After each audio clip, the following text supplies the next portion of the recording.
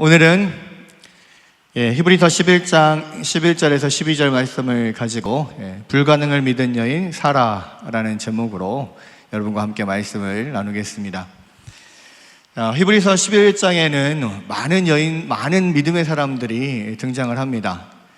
그런데 그 중에서 가장 많은 분량을 차지하고 있는 사람의 이야기가 바로 이제 아브라함의 이야기인데요. 아브라함에 관련된 이야기가 히브리서 11장 총 40절 중에서 11절을 차지합니다. 그러니까 4분의 1이나 아브라함에 관련된 이야기가 나오고 있는데요. 그것은 이 믿음에 관련해서 아브라함이라고 하는 사람이 굉장히 중요한 인물이다라는 것을 보여주는 거죠. 그래서 아브라함은 흔히들 믿음의 조상 이렇게 이야기를 합니다. 그런데 이제 아브라함의 이야기를 좀 쭉 살펴보면 또 한 가지 특이한 점이 있어요. 아브라함의 믿음을 이야기하는데 그 안에 아브라함의 아내 사라의 믿음도 같이 이야기를 하고 있어요. 그러니까 히브리서에 보면 많은 믿음의 영웅들이 나오는데 그 중에서 여인으로서 어떤 믿음의 모델로 가장 먼저 등장하는 것이 사라이고요. 또 하나, 이 히브리서 11장의 많은 믿음의 영웅 중에서 부부가 같이 믿음의 모델로 나오는 것은 아브라함과 사라가 유일하다는 겁니다. 그러니까 사실은 이제 아브라함의 아들 이삭, 그 아들 야곱, 요셉, 이 창세기에 있는 4명의 족장들이 히브리서 11장에 다 나오거든요.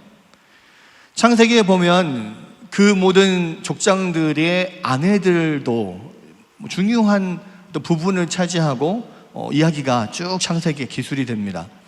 그런데 그 중에서 유독 아브라함과 사라만 이 믿음장이라고 하는 히브리서 11장에 이 믿음의 어떤 모델로서 등장한다는 겁니다. 자, 그런 의미에서 제가 이제 지난 시간부터 이 성경에 나오는 믿음의 여인들을 좀 하나씩 살펴보고 있는데요. 지난번에 했던 하와 이후에 이제 두 번째로 이 사라의 믿음에 관해서 한번 살펴보도록 하겠습니다. 먼저는 이제 이 사라의 프로필을 한번 기략적으로 한번 봐볼게요. 이 창세기 20장에 보면 사라는 원래 아브라함의 이복 동생이었다가 아브라함의 아내가 되었다라고 이야기를 합니다. 그러니까 아브라함과 사라는 어머니는 달랐지만 아버지는 모두 동일하게 데라였다는 거죠. 그러니까 데라의 아들, 딸이었는데 이복, 어머니가 다른 그러한 이복 형제였고요. 지금은 근친 결혼이 허용되지 않지만 그때 당시에는 근친 결혼이 그렇게 이상한 게 아니었고 일상적인 거였습니다. 이제 가장 가까운 예로 보자면 이 아브라함의 형제들이 아브라함, 나홀, 하란 이 3명이 데라의 자식이었거든요. 아버지 데라의 자식이 3명이 3형제인데 그 중에서 하란은 먼저 죽습니다. 그죠? 그리고 이 나홀은 하란의 딸 밀가와 결혼을 해요. 뭐 나이 차이가 하란과 나홀이 많이 났을지 모르겠습니다. 그런데 어쨌든 이 하란의 딸 밀가와 나홀이 결혼하죠. 삼촌하고 지금 사실은 결혼을 한 겁니다. 이 밀가는 이 아브라함과 함께 가나안에 왔었던 그 롯의 누이입니다. 그죠? 그러니까 그렇게 삼촌 간에도 결혼을 했고요. 또 아브라함의 아들 이삭하고 이브가가 결혼했잖아요. 근데 이 리브가는 또 누구냐면 아까 이 아브라함의 아들이 이삭이면 나홀의 아들이 부두엘인데 부두엘의 딸이 리브가예요. 그러니까 이삭도 지금 족하고 결혼을 한 겁니다. 물론 이제 이삭은 아브라함이 나이가 많아서 낳고 또 이삭도 이렇게 늦게 결혼을 하고 뭐 이런 상황이 있었기 때문에 리브가하고 거의 연배는 비슷했을 거라고 생각합니다만 촌수로는 그렇다는 거죠. 또 이삭의 아들 야곱을 보면 야곱은 누구랑 결혼했습니까? 외삼촌 라반의 두 딸들 레와와 라헬, 외사촌이죠. 외사촌 그 딸들 형제들하고 동시에 결혼을 해요. 그러니까 지금의 기준으로 보면 야 이건 무슨 콩가루 집안인가 뭐 이렇게 생각할 수도 있겠습니다만은 그때 당시에는 그런 것들이 보편적이었다는 거죠. 실제로 지금 이 시대에도 이 사촌 간의 결혼을 허용하는 데가 많습니다. 가까이 일본도 그렇고요. 뭐 유럽이나 이런 데도 다 사촌 간의 결혼이 허용이 됩니다. 근데 어쨌거나 그래서 이 사레가 아브라함의 이복 동생으로서 아내가 되었다는 것이 그 당시의 기준으로는 뭐 그렇게 이상한 일은 아니었다는 거죠. 근데 이 원래 사라의 이름이 원래 이름은 사레였습니다. 사레. 한글 번역에서는 이제 사레로 되어 있지만 그 언어에 더 가까운 발음으로 하자면 사라이입니다. 사라이. 아이. 이게 뒤가 아이가 붙으면 나의 그런 뜻이거든요. 뜻이 나의 공주 뭐 이런 뜻입니다. 그러니까 아마 이제 그것을 봤을 때 뭐 정확한 기록은 없습니다만은 이 사레의 이름을 나의 공주라고 데다가 지었다는 거는 엄청 이뻐했다는 거죠. 예. 그러니까 그래서 뭐 이 데라의 딸이 거의 없었고 사례만 있었지 않았을까 뭐 이런 뭐 추측도 해보는데 어쨌든 굉장히 예쁨을 받는 귀여움을 독차지하는 그런 딸이었다 이렇게 생각을 할 수가 있고요. 나중에 이제 창세기 17장에 가면 이 하나님께서 사레가 아들을 낳고 여러 민족의 어머니, 여러 왕들의 어머니가 될 것이다 그렇게 말씀하시면서 사레의 이름을 사라라고 고쳐주시죠. 이 사라는 왕비, 왕후 그런 뜻입니다. 그러니까 이 공주는 우리가 일반적으로 생각했을 때 공주는 아직 결혼해서 아이를 낳지 않은 상태 뭐 이렇게 생각할 수 있잖아요. 근데 왕비나 왕후는 이미 왕자를 많이 생산한 그러한 여러 왕들을 낳은 그런 사람을 우리가 왕비, 왕후 이렇게 이야기를 하지 않습니까? 그러니까 이제 그 이름을 이 사라이에서 이 사라로 고쳐주면서 공주에서 왕비로 바뀌면서 많은 자손의 어머니가 될 거다 이거를 약속을 해주시는 거죠. 원래 이제 이 사라의 이름도 그 원래 히브리어 발음으로 했을 때는 사라흐입니다. 사라흐. 뒤에 흐가 붙거든요. 이제 어떤 그 학자들은 또 이렇게 이야기를 해요. 하나님께서 아브라함으로 이름을 바꿔주고 사레를 사라흐로 바꿔주는 것. 이거는 이 흐가 들어가는 것은 여호와, 아흐바의 흐가 들어가거든요. 그래서 그 해가 하나님을 뜻하는 그러한 단어이고 그 이름에 그 흐를 넣어주면서 너희가 앞으로는 평생 동안 하나님을 모시고 사는 인생으로 바꾸겠다 뭐 이렇게 그런 의도로 그렇게 이름을 바꾸셨다 뭐 이렇게 이야기하는 학자도 있습니다. 어쨌든 이 사레는 이 나중에 사라라고 이름으로 바뀐다는 거, 공주에서 왕비로 바뀐다는 겁니다. 아브라함도 원래는 이게 위대한 아버지, 아브가 아버지잖아요. 람 이런 것은 높은, 위대한, 존귀한 이런 뜻인데 존귀한 아버지였어요. 그런데 아브라함은 뒤에 라함이 이게 여러 민족 어떤 나라 뭐 이런 뜻입니다. 그래서 여러 민족의 아버지, 열국의 아버지 이렇게 바뀌는 거죠. 어쨌거나 이 사라는 사레에서 이름이 사라로 나중에 바뀌었다라고 하는 거. 그리고 또 하나는 사라는요 굉장한 미인이었습니다. 당대에 엄청난 미인이었는데 사라가 본격적으로 성경에 등장하는 것이 아브라함이 75세 때 하나님의 부르심을 받아서 가나안 땅으로 가면서 그때 사라가 등장을 하는데 그때 나이가 65세였습니다. 아브라함하고 사라는 10살 차이거든요. 근데요 재밌는 것은 아브라함이 그 사라를 데리고 가나안 땅에 가면서 나중에 기근 때문에 애굽으로 피신을 가는데 그때 사라의 미모 때문에 애굽에서 자기를 남편이니까 자기를 죽이고 사라를 누가 데리고 갈까봐 야, 아내라고 하지 말고 누이 동생이라고 하자, 그렇게 하죠. 그럼에도 불구하고 애굽으로 갔는데 거기에 바로 왕이 이 사라를 데려가가지고 아내로 삼으려고 했었죠. 또 나중에요, 거의 뭐 90세가 다 가까이 돼갔을 때 그랄 땅의 아비멜렉에게도 똑같은 일이 일어납니다. 그래서 그때도 아비멜렉이 사라를 자기 아내로 삼으려고 했었단 말이에요. 근데 여러분, 이제 이 기사를 들으면서 65세 할머니가 이쁘면 얼마나 이쁘다고, 아니 왕들이 그렇게 탐을 낼 만큼 그렇게 이뻤을까? 여러분, 그런 생각 안 들었습니까? 저는 좀 그런 의심이 좀 들었거든요. 65세 할머니가 얼마나 이쁘다고 그게 가능한가? 뭐 이렇게 생각을 했는데, 그래서 제가 찾아봤습니다. 65세 할머니도 이쁠 수 있을까? 근데요, 여러분, 요즘에 보니까 연예인들을 보면 그럴 수도 있겠다라고 생각되는 사람들이 많아요. 그러니까 나이가 많음에도 불구하고 여전히 젊었을 때 그런 미모를 간직한 사람들이 많이 있습니다.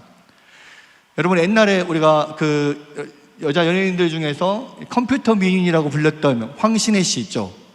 네. 황신혜 씨 지금도 뭐 30, 40대처럼 되게 예쁘잖아요. 네. 그 황신혜 씨가요, 올해 60입니다. 63년생 올해 60이에요. 60대 할머니도 그렇게 이쁠 수 있구나. 또 제가 검색을 또 해봤습니다. 그랬더니 태국의 최초의 미스 유니버스가 되었던 아파사라 홍사쿠라라고 하는 사람이 있어요. 이름이 어렵습니다. 근데 여기도 사라가 들어가요. 아파사라. 좀 아팠나 봅니다. 아파사라 홍사쿠라. 근데 72세 방부제 미모 이렇게 치면 그분이 나와요. 근데 사진이 2019년도 기사인데요, 72세인데 지금은 76세입니다 올해가. 근데 그때 당시 사진이 나왔는데 거의 한 30대 40대처럼 완전 그렇게 그 젊은 미모를 가지고 있어요. 엄청나게 아름다우신 분이에요. 76세인데 그거 보면서 사라도 그러면 충분히 가능성이 있겠구나, 그런 생각을 했어요. 여러분, 어쨌든 또 그런 이야기도 있습니다. 이거 뭐 성경에 나오진 않지만 아랍의 전승에 의하면 사라가 하와를 아주 닮았다는 거예요. 그러니까 지난번에 하와를 우리가 보면서 이야기했듯이 하와는 세상에서 가장 완벽한 외모를 가진 그런 여인이었을 것이다, 그렇게 이야기를 했지 않습니까? 그럼 그 하와를 닮았다면 그럴 수도 있겠다, 이런 생각을 해봅니다. 어쨌거나 사라는 뭐 아주 굉장한 미인이었어요. 그것이 사라의 특징 중에 하나였습니다. 그런데 사실은 이 사라에게는 이 외모보다 더 높게 평가할 수 있는 게 있었어요. 그게 뭐냐면 바로 아브라함에 대한 신의입니다. 사라가요, 의리의 여인이었어요. 그리고 아브라함을 굉장히 신뢰했어요. 여러분, 아브라함을 하나님께서 부르신 게 아브라함 나이 75세였잖아요. 그때 사라의 나이가 65세였습니다. 히브리서 11장 8절에 보면 믿음으로 아브라함은 부르심을 받았을 때에 순종하여 장래의 유업으로 받을 땅에 나아갈새 갈 바를 알지 못하고 나아갔으며, 이렇게 이야기를 합니다. 여러분, 원래 이 아브라함과 사라는 갈대아 우르에 살았습니다. 근데 이 갈대아 우르는 이 티그리스 강과 유프라테스 강이 만나는 지점에 있었고요, 굉장히 번성한 도시였습니다. 그리고 이 갈대아 우르는 달신을 섬기는 신정 국가였다고 해요. 그러니까 그때 당시에 종교적으로, 문화적으로, 어떤 경제적으로 또 그런 수도와 같은 그런 아주 발달한 도시였다는 거죠. 그런데 그러한 도시에서 60년, 70년을 살았던 사람들이 아무리 여호와 하나님이 부르시고 약속을 했다고 할지라도 어디로 갈지 정해지지도 않았는 상태에서 자신의 60년, 70년 살던 그 삶의 터전을 떠나서 그 방랑길에 오른다는 것은요, 이건 정말 쉽지 않은 일입니다. 평생을 도시에서만 살던 사람이 유목민이 되어서, 방랑하는 유목민이 되어서 지금 떠난 거예요. 평생을 서울에서 살던 사람이 60살, 70살이 돼가지고 농사 짓는다고 귀향하는 것도 쉽지 않거든요. 여러분, 요즘에 보통 귀향하는 분들 보면 어렸을 때 시골에 살았던 분들이 많이 있어요. 그리고 농사나 이런 데 관심이 많으신 분들이 귀향을 많이 하죠. 젊은 사람들도 뭐 귀향합니다만은, 저 같은 사람은요, 태어나서 지금까지 한 번도 시골에서 살아본 적이 없어요. 다 그냥 읍 이상의 도시에서만 살았기 때문에 사실은 지나가면서 뭐 풀, 뭐 나무 이런 거 보면 뭐가 뭔지 하나도 모릅니다. 우리 박순희 선사님은 엄청 잘 알아요. 뭐 네이버 검색 안 해봐도 물어보면 다 나옵니다. 근데 저는 하나도 모르거든요. 그리고 저한테 나중에 나이 먹어서 조용하고 한적한 시골에서 살면 어떨까요? 이렇게 절대 반대입니다. 저는 단 며칠은 살 수 있겠는데요, 못 삽니다. 어떻게 삽니까? 한 번도 시골에서 살아본 적이 없는데 어떻게 살아요? 그런데 아브라함과 사라는 평생을 지금 그 번성한 도시 갈대아 우르에서 살다가 어느 한순간 갑자기 짐 다 싸들고 유목민이 돼가지고 정해지지도 않은 땅에, 내가 지시할 땅으로 가라 그랬거든요. 어디로 가란 말도 없어요. 그냥 지시할 땅으로 가라 그랬습니다. 근데 선뜻 나서는 것은, 아브라함은 하나님이 직접 불렀으니까 그렇다 쳐요. 사라는 뭡니까? 사라는 아브라함에 대한 전적인 신뢰가 없으면 그 길을 따라 나설 수 없었을 거예요. 아브라함이 아무리 하나님이 여호와께서 나를 부르셨다, 뭔 소리요, 뻥치시네, 뭐 이렇게 할 수 있잖아요. 근데 아브라함은 전적으로 신뢰했어요. 그러니까 따라 나섰다는 겁니다. 여러분, 게다가 아브라함이 받은 약속의 내용이 뭡니까? 하나님은 아브라함으로 먼저 큰 민족을 이루게 하시겠다 그랬고요, 두 번째는 복을 주어서 그 이름을 창대하게 하겠다, 세 번째는 이 아브라함으로 모든 족속이 아브라함으로 말미암아 복을 얻게 하겠다. 이 세 가지를 약속을 하셨습니다. 근데 그 중에 가장 첫 번째가 뭐예요? 아브라함으로 큰 민족을 이루겠다는 거예요. 그럼 근데요, 사라는 지금 65년 동안 아이가 없었어요. 아브라함으로 큰 민족을 이루게 하려면 자식을 낳아야 되잖아요. 근데 아브라함하고 사라 사이에 65년 동안 자식이 없었어요. 그런데 그게 왜 누구에게 문제가 있었냐? 아브라함에게 문제가 있었냐? 아니요, 사라에게 문제가 있었습니다. 보십시오. 창세기 11장 30절에 보면 사라는 임신하지 못함으로 자식이 없었더라, 이렇게 이야기가 되어 있습니다. 여기서 그냥 자식이 없었던 게 아니고 사라가 임신하지 못해서, 이거를 다른 말로 이야기하면 의학적으로 불임이었기 때문에 자식이 없었다는 거예요. 그러니까 저기에 쓰인 단어가 불임이었다라고 쓰여 있습니다, 분명히. 사라는 처음부터 불임의 여성이었어요. 불임의 여성, 임신을 할 수 없는 여성. 여러분, 근데 아브라함으로 큰 민족을 이루게 하겠다라고 한다면 불임인 자신을 통해서 자식을 낳을 가능성은 별로 없죠. 그래도 하나님께서 그리 말씀하셨다면 혹시 가능성이 있지 않을까 하는 마음도 있었을 것이고, 또 꼭 그랬으면 좋겠다라고 하는 마음도 있었을 겁니다. 그런데 냉정하게 생각해 보면 가능성 거의 없어요. 그렇다면 자기를 통하지 않고 다른 여인을 통해서 아브라함이 민족을 이루는 그런 일이 있을 수도 있겠다라는 생각을 할 거예요. 그렇다면 만약에 그렇게 되었을 때 아브라함이 여전히 자기를 계속 사랑하고 자기가 아내로서 아브라함과 함께 계속 있을 수 있을까? 나는 버림받지 않을까? 이런 생각이 분명히 들 수 있다는 거예요. 여러분, 남자들은 단순해서 멀리까지 내다보지 않습니다. 근데요, 제가 살아보니까요, 여자들은 한마디를 들으면 이미 그 한마디 속에서 뭐 몇 년 앞을 내다봐요. 그것 쪽에서 몇 가지를 생각하는지 몰라요.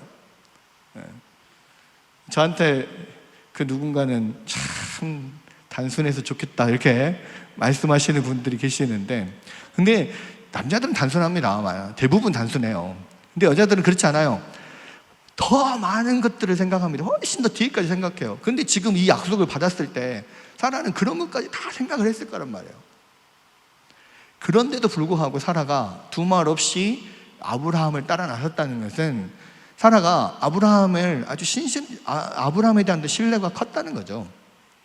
신실하게 아브라함을 자기 남편을 믿었다는 겁니다.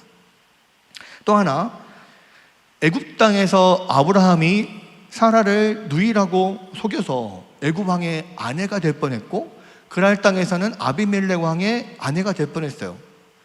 그런데 여러분 생각해 보세요. 어쩌면 미래가 불확실한 방랑 생활을 하고 있는 아브라함보다 일국의 왕의 아내가 되는 것이 어쩌면 더 나은 선택일 수 있잖아요. 그런데도 불구하고 사라는 아브라함에게 끝까지 의리를 지켰다는 거예요. 그래서 제가 사라는 의리의 여인이다 이렇게 표현을 한 겁니다. 여러분, 이런 사실로 볼 때 이런 이 사라의 어떤 신실한 성품은 그 외모보다 더 크게 칭송받아 마땅합니다. 그런데 성경은요, 이런 사라의 빼어난 외모나 그러한 신실한 성품에 대해서 칭찬하지 않아요. 성경에서 사라가 칭찬받은 것은 오직 그녀의 믿음 때문입니다. 지금 오늘 본문인 히브리서 11장 11절에서 이렇게 이야기를 하죠. 믿음으로 사라 자신도 나이가 많아 단산하였으나 잉태할 수 있는 힘을 얻었으니 이는 약속하신 일을 미쁘신 줄 알았음이라. 그 사라에 대한 칭찬은 딱 이거 하나예요. 믿음으로 자신이 나이가 많아 단산하였으나 잉태할 수 있는 힘을 얻었다. 여기서 사라가 나이가 많아 단산하였다라고 하는 것은 원래 아이를 낳을 수 있었는데 폐경이 돼서 단산했다는 게 아니라, 아까 말씀드렸던 것처럼 사라는 한 번도 아이를 낳아 본 적도 없고 낳을 수도 없는 불임의 여인이었습니다. 그리고 이제는 아이를 낳을 수 있는 시기도 한참을 넘어서 불가능한 상태가 됐다는 거예요. 아마 지금 히브리서가 언급하고 있는 이때는 창세기 18장에서 아브라함을 하나님께서 찾아오셔서 장막 뒤에 있는 사라에게 내년 이맘때에 아들을 낳을 것이다 말씀하셨던 아마 그때를 이야기를 하는 겁니다. 자, 창세기 18장 9절에서 15절을 한번 보겠습니다. 창세기 18장 9절에서 15절을 보면, 그들이 아브라함에게 이르되 내 아내 사라가 어디 있느냐? 대답하되 장막에 있나이다. 그가 이르시되 내년 이맘때 내가 반드시 내게로 돌아오리니 내 아내 사라에게 아들이 있으리라 하시니 사라가 그 뒤 장막문에서 들었더라. 아브라함과 사라는 나이 많아 늙었고 사라에게는 여성의 생리가 끊어졌는지라. 사라가 속으로 웃고 이르되 내가 노쇠하였고 내 주인도 늙었으니 내게 무슨 즐거움이 있으리요? 여호와께서 아브라함에게 이르시되 사라가 왜 웃으며 이르기를 내가 늙었거늘 어떻게 아들을 낳으리오 하느냐? 여호와께 능하지 못한 일이 있겠느냐? 기한이 이를 때 내가 네게로 돌아오리니 사라에게 아들이 있으리라. 사라가 두려워서 부인하여 이르되 내가 웃지 아니하였나이다. 이르시되 아니라 내가 웃었느니라.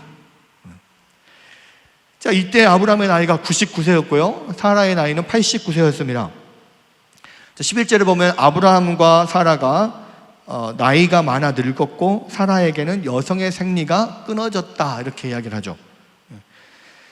어쩌면 사라가 처음에 아브라함과 함께 가나안을 떠났을 때 65세 때였다면 그래도 혹시나 하고 기대를 할 수는 있었을 거예요. 왜냐하면 그때도 물론 사라가 나이가 많았지만 아까 말씀드렸던 것처럼 아주 비상식적으로 젊고 아름다웠고 그때는 여성의 생리가 끊어졌단 말이 없었거든요. 그러니까 일말의 가능성이 있는 겁니다. 그런데 그때로부터 이미 24년이 지났어요. 이제는 여성의 생리도 끊어지고 단 한 톨의 가능성도 0.0000002%의 가능성도 아예 없어진 그런 상황이에요. 그러니까 아브라함이나 사라가 이 하나님의 말씀을 듣고 웃을 수밖에 없는 거예요. 에이, 그 말이 됩니까? 이런 거죠. 자, 17장에서 먼저 하나님께서 아브라함에게 나타나시는데, 그때 하나님께서 그 말씀을 하셨을 때 아브라함도 웃었습니다. 그러면서 뭐라고 합니까? 이스마엘이나 좀 잘 되게 해주십시오, 뭐 이렇게 이야기한단 말이에요. 아니다, 하나님께서 아니다, 사라가 내게 반드시 아들을 낳아줄 거다. 그리고 너가 지금 웃었지? 네 아들 분명히 낳을 건데 그 아들 이름을 웃음이라고, 이삭이라고 지어라. 왜? 네가 안 믿고 웃었다는 거에 대해서 증거가 될 거다라는 거죠. 17장에서 아브라함도 사실은 그거 제대로 다 믿지 못한 겁니다. 근데 18장에서 하나님께서 두 천사와 함께 소돔과 고모라를 멸망시키러 가시는 중에 아브라함의 장막에 직접 찾아와요. 그리고 사라에게 또 이런 일을 직접 말씀하십니다. 여러분, 사라도 그 이야기를 듣고 웃었어요. 말도 안 되는 거잖아요. 12절에 보면 사라가 속으로 웃고 이르되 내가 노쇠하였고 내 주인도 늙었으니 내게 무슨 즐거움이 있으리요. 여기서 이 즐거움이라고 하는 것은 성적 즐거움을 이야기합니다.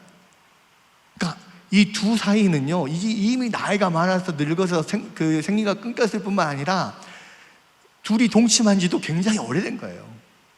성적 즐거움이 없는 상태인 건데 아들을 낳는다고요? 좀 이렇게 되는 거예요. 여러분, 그런데 하나님께서 13, 14절에 보니까 여호와께서 아브라함에게 이르시되 사라가 왜 웃으며 이르기를 내가 늙었거늘 어떻게 아들을 낳으리오 하느냐, 여호와께 능하지 못한 일이 있겠느냐, 기한이 이를 때 내가 내게로 돌아오려니 사라에게 아들이 있으리라, 이렇게 말씀을 하십니다. 사라가 깜짝 놀라죠. 두려워서 떨면서 부인하면서 나 웃지 않았다고 발뺌을 해요.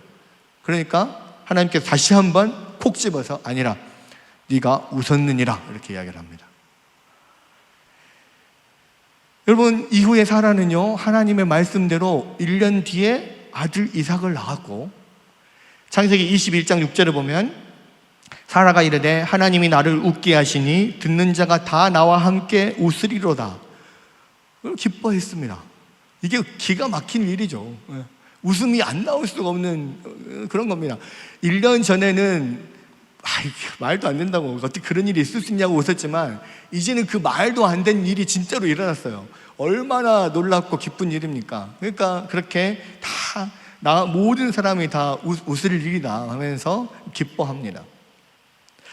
그런데요, 여러분, 이 하나님의 약속을 받은 이 사라가 이 1년 동안 어떻게 했을까요? 아마도 여호와께 능하지 못한 일이 있겠느냐, 이 말씀이 사라의 마음속에 깊이 꽂혔을 거예요. 그러면서 비록 사라의 생리도 끊기고 아브라함도 이제 99세 100세가 다 돼가지고 죽은 고목나무처럼 돼 있는 그런 상태인데도 불구하고 사라에게는 여호와에게 능하지 못한 일이 있겠느냐, 이 말씀이 확 꽂힌 거예요. 그래서 아브라함에게 이 말씀을 믿고 이렇게 이야기하죠. 성경에 안 나왔으니까 이제 제 상상 속으로 생각을 하는 건데, 여보, 하나님이 약속하셨는데 우리 한번 힘쓰고 애써 봅시다. 지금까지는 동침한 지 오래됐어요. 생리도 이미 끊겨가지고. 그러니까 뭐 그냥 의리로 살고 있는 상황이었어요. 사라는 의리 여인이니까요. 근데 이 약속의 말씀을 듣고 이제 진짜 이거는 정말 불가능한 일임에도 불구하고 하나님께서 뭐라고 말씀하십니까? 여호와께 능하지 못한 일이 있겠느냐, 이 말씀이 이 사라의 마음을 움직이는 거죠. 그래서 그날부터 힘쓰고 애써 봤어요. 그런데 동침하기를 시도하면서 어떤 일이 일어납니까? 그 동침하기 시작을 하면서 이 끊겼던 사라의 생리가 다시 시작이 되고, 죽은 고목나무와 같은 아브라함이 갑자기 힘을 얻고, 그러면서 이삭을 정말로 아들을 임신하게 되는 거예요. 그러니까 사라의 이 믿음이 죽어있던 태를 열어버리는 거죠. 믿음으로 끊겼던 생리가 다시 시작되고, 죽은 고목나무 같은 아브라함이 다시 살아나는 거예요. 그리고 임신하게 되는 겁니다. 여러분, 이거 얼마나 놀랍고 기쁜 일인가요?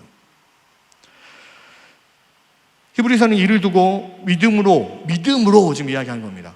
사라 자신도 나이가 많아 단산하였으나 잉태할 수 있는 힘을 얻었으니, 진짜로 힘을 얻은 거예요. 믿음으로 시도를 해서 그 잉태할 수 있는 힘을 진짜 얻은 겁니다. 이는 약속하신 일을 미쁘신 줄 알았습니다. 여호와께 능하지 못한 일이 어디 있겠느냐, 이 말씀 듣고 그 약속하신 하나님을, 신실한 하나님을, 그 말씀을 믿고 불가능에 도전한 거예요. 그렇게 돼서 사라는 불가능한 것을 가능한 것으로 믿고 얻게 된 거예요. 여러분, 그래서 사라의 믿음은요, 약속하신 이가 미쁘심을 믿는 믿음. 약속하신 하나님이 정말로 신실하신 분이다. 여호와께 능하지 못한 일이 없다. 여호와께서 약속하셨으면 이 불가능한 일도 분명히 이루어질 거다. 이 믿음이 이때서야 사실은 생긴 거라고요. 여러분, 근데요, 사라에게 이러한 믿음이 확실해질 때까지 몇 년이 걸렸습니까? 25년이 걸렸어요. 25년. 처음에 하나님께서 아브라함을 부르셨을 때, 아브라함을 통해서 큰 민족을 이루겠다라고 하는 것은 그 아브라함과 사라 사이에서 난 자식을 통하여서 큰 민족을 이루겠다는 하나님의 계획이 있었어요. 사라는 그 이야기를 듣고도 믿음으로 믿는다라고는 했지만 계속 긴가민가 하는 거예요. 왜? 지금까지 자기가 불임이었거든요. 65년 동안 아이를 낳아본 적이 없어요. 근데 어떻게 아이를 낳겠으며 그 아이를 통하여서 그 민족을 이루는 게 과연 가능할까? 처음에는 믿는다라고 시작을 했지만 아무리 기다려도 아들은 태어나지 않아요. 자기가 65세에 부름을 받았는데 10년이 지났는데도 아들이 안 생겨요. 그러니까 나중에 어떡합니까? 자기 여종 하갈을 통해서 아브라함 보고 아이를 낳으라 그래요. 왜? 그때까지는 어쨌든 아브라함을 통하여서 큰 민족을 이루겠다라고 약속하셨기 때문에 자기가 아닌 다른 여인을 통해서도 가능할 거라고 생각을 하는 거죠. 그런데 그 이스마엘을 낳고 가정 불화가 생기면서 나중에 이 하갈을 임신하면서 하갈을 쫓아내기도 하고, 나중에 이스마엘과 하갈을 또 쫓아내기도 하고, 이런 불화들이 생깁니다. 그런데 하나님께서 분명하게 그 다음에 이야기를 해요. 아니다, 사라를 통하여서 반드시 아들을 주겠다라고 약속을 해요. 그런데 그 이후로도 13년이 지났는데도 아들이 없어요. 그래서 마지막 이 89세가 되었을 때, 90세에 이제 이삭을 낳으니까, 그때까지는 하나님의 약속을 정확하게 신실하게 믿지를 못하는 거죠. 그러니까 하도 답답하니까 17장에서 아브라함에게 분명히 하나님이 사라가 내년 이맘때 아들을 낳을 거라고 이야기를 했거든요. 근데 사라는 그래서 안 믿는 것 같죠. 18장에서 직접 천사들을 데리고 아브라함 집까지 찾아가셔서 사라에게 직접 이야기를 하시는 거예요. 그 면전에다 대고. 그리고 그때도 의심하고 웃고 하니까 하나님께서 여호와께 능하지 못한 일이 어디 있겠느냐 이야기하면서, 네가 분명히 웃었다. 근데 내년에 분명히 아들이 낳을 거다. 딱 꼭 집어서 꾸짖고 책망하고 이야기를 하셔요. 결국은 그것으로 인하여서 사라는 이 믿음이 생긴 거예요. 25년 전에 약속했던 하나님의 그 약속이 진짜로 이루어질 것을 그때서야 사라가 믿은 겁니다. 여러분, 참 오래 걸렸어요. 25년이나 걸렸습니다. 하나님의 약속을 정말로 신뢰하게 되기까지가 25년이 걸린 거예요. 여러분, 어쩌면 하나님이 약속하신 지 25년이 지나서야 아들을 주신 것은 그 기간 동안에 하나님의 선하신 뜻 안에서 아브라함과 사라가 잘 준비되도록 하기 위해서 기다렸을 수도 있죠. 그런데 어쩌면 그렇게 변하지 않는 사라가 결국 하나님과 그의 약속을 깊이 신뢰할 때까지 기다리신 건지도 모릅니다. 25년 동안 얼마나 많은 일이 있었습니까? 그리고 그동안 하나님께서 아브라함과 사라를 위해서 행하신 기적적인 일들이 얼마나 많았습니까? 그것을 아브라함 곁에서 계속 봐왔던 사라인데도 자기에게 아들을 주시겠다고 하는 그 약속만은 왜 그렇게 못 믿었을까 생각해 보면 참 답답합니다. 그런데요, 그것이 우리의 모습이에요. 하나님을 전적으로 신뢰하는 것이 참 그렇게 어렵습니다. 누구에게나 믿음의 아킬레스건이 있어요. 다른 부분은 다 괜찮은데 꼭 그 부분에만 가면 넘어지는 것 부분이 있어요. 도저히 포기가 안 되고 절대로 안 고쳐지는 그런 부분이 있습니다. 여러분, 그렇다고 실망하지 마십시오. 그리고 포기하지도 마세요. 믿음의 조상이라고 불리는 아브라함과 사라 부부도 그랬단 말이에요. 여러분, 끈질기게 고쳐지지 않는 부분을 결국 하나님께서 고치십니다. 끝까지 찾아가서 호되게 책망하시면서 결국은 고쳐내시죠. 그리고 오늘 본문의 말씀처럼 사라를 믿음의 영웅의 반열에 올려놓으십니다. 여러분, 이 얼마나 놀라운 일입니까? 하나님이 결국 해내셔요. 그 어려운 걸 또 자꾸 해내십니다. 여러분, 여기에 우리의 소망이 있어요. 정말 고래 심줄같이 질긴 우리의 불신앙을 하나님이 뜯어 고치신 거예요. 그리고 믿음의 영으로 만드시는 하나님이 계시기에 우리에게 소망이 있는 겁니다. 여러분, 나를 보면 도저히 안 됩니다. 그러나 하나님을 바라보며 하나님께 맡기면 하나님께서 우리 가운데 역사하셔요. 여러분, 그 하나님을 소망합시다. 그리고 우리를 변화시켜서 하나님 나라의 믿음의 영으로 만드실 하나님을 기대하면서 주님 앞에 찬양합시다. 그렇게 그러한 소망을 가지고 이 험한 믿음의 길을 걸어가시는 여러분이 되시기를 주님의 이름으로 축원합니다.